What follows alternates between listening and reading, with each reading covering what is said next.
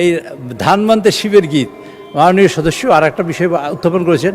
মাননীয় চিফ হয়ে আমি এখানে খুব হিসেবে বলেছি যে 2-3টা তিমির কথা বলা হয়েছে, আর একটা 2টা হাঙ্গারের অর্ডার দিয়েছি, সবাইকে দাওয়াত করেছিলাম। এই বিষয়ে একটা কার্টুনের আকারে কোনো এক ব্যক্তিকে গ্রেপ্তার করা হয়েছে। মাননীয় স্পিকার, আমি জানি এটা উঠতে পারে সংসদে, এই জন্য আমি ফাইল নিয়ে এসেছি, আর এটা আমার টেলিফোনে আছে। মাননীয় স্পিকার, আমি অনেকগুলা চিঠি দিয়েছি, জিডি এন্ট্রি করেছি, কোনো ব্যক্তির বিরুদ্ধে নয়। আমি নিজে মানে আমার দলের লোকেরা করেছে জিডি এন্ট্রি প্রত্যেকটা থানায়। জিডি এন্ট্রিটা করা হয়েছে এই জন্য আমি ফাইল নিয়ে এসেছি।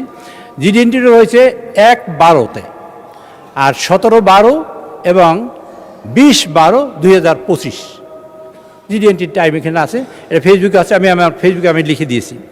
এই তারিখে আমার বিরুদ্ধে এবং আমার দলের বিরুদ্ধে, আমাদের নেতাদের বিরুদ্ধে অসংখ্য কুৎসা রটনা হয়েছে, মিথ্যা এবং বিভ্রান্তিমূলক, অসম্মানমূলক, অসৌজন্যমূলক এবং কুরুচিপূর্ণ, এবং অনেক কথা বলা হয়েছে।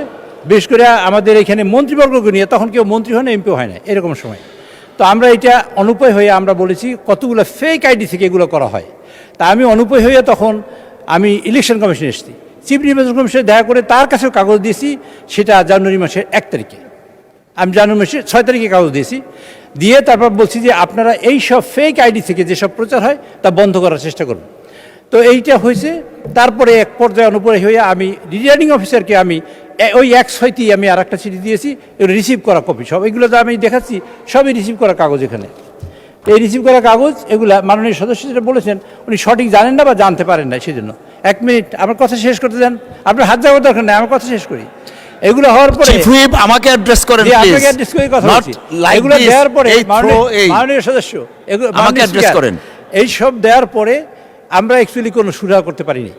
এটা আইন শৃঙ্খলা কমিটির মিটিংয়েও আমরা বলেছি যে যারা ফেক আইডি দিয়ে এটা করে আপনারা তাদের বের করে তাদের শাস্তি আওতায় নিয়ে আসেন অথবা কোনো একটা ব্যবস্থা করেন, কিন্তু ফাইনালি নির্বাচনের আগে আমরা করতে পারি নাই। আমি তারপর গতকালকের আমি পত্রপত্রিকায় দেখেছি যে এক ভদ্রকে গ্রেপ্তার করা হয়েছে কার্টুন আকার করে। মাননীয় স্পিকার, আমি আপনাকে দ্ব্যর্থহীন ভাষায় এবং পরিষ্কার করে বলতে চাই, কার্টুন আমার ব্যাপারে আঁকার কারণে কেউ যদি গ্রেপ্তার করা হয় তাকে ছেড়ে দেওয়ার জন্য আমি অনুরোধ জানাচ্ছি আপনার মাধ্যমে এই সংসদে।